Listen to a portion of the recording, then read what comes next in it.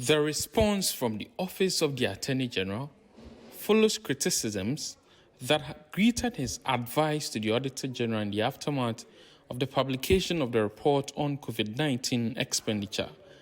The Attorney General, who was concerned about the public controversies that greeted the report, says the practice whereby the Auditor General publicizes the report before it is considered by Parliament is not consistent with law and prejudicial to the work done by Parliament. This view has been heavily criticized by civil society organizations and some members of the Public Accounts Committee of Parliament. The critics have argued that the opinion is an affront to the independence of the Office of the Auditor General. But Godfred Yeboah-Dame has, however, described such claims as untrue. The Auditor General, especially this current Auditor General, clearly has been up to the task. Now, I do not think that we ought to sensationalize the issues by this unwarranted perception that the Attorney General or any member of government is seeking to interfere with the functions of the Auditor General. The Auditor General is doing a good job, but of course, in doing so, he must be guided by the Constitution. Critics of the legal opinion have also questioned the legal basis upon which the Attorney General is making the advice. But Godfred Dame has refuted this claim.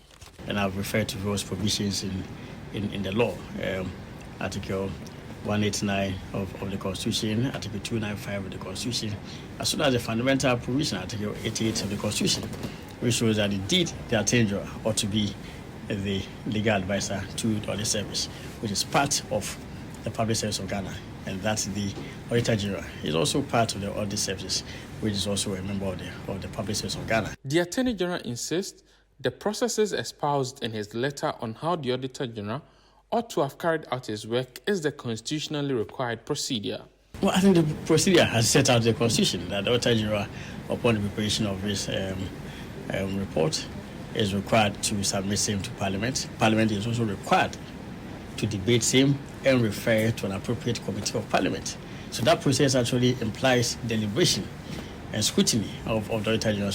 Critics have also questioned why the Attorney General decided to give the advice after the publication of the COVID-19 expenditure report.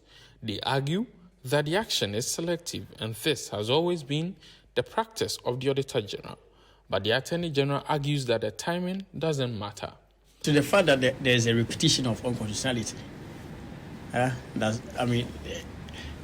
any unconstitutionality, no matter the times it's repeated, does not ripen into legality or constitutionality. An unconstitutional conduct, however it is, when repeated so often, doesn't ripen the act into a constitutionality. It doesn't change the nature of the act. He has thus rejected calls for a withdrawal of the advice to the Auditor General. I think it's actually very much unjustified, unwarranted, and indeed absurd for one to suggest that I ought to withdraw the letter that constitutionally I was mandated and to write.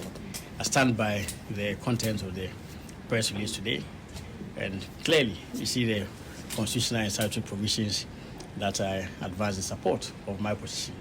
It tells you that my position was justified in law, and on the contrary, the positions taken by some civil society members are clearly insupportable.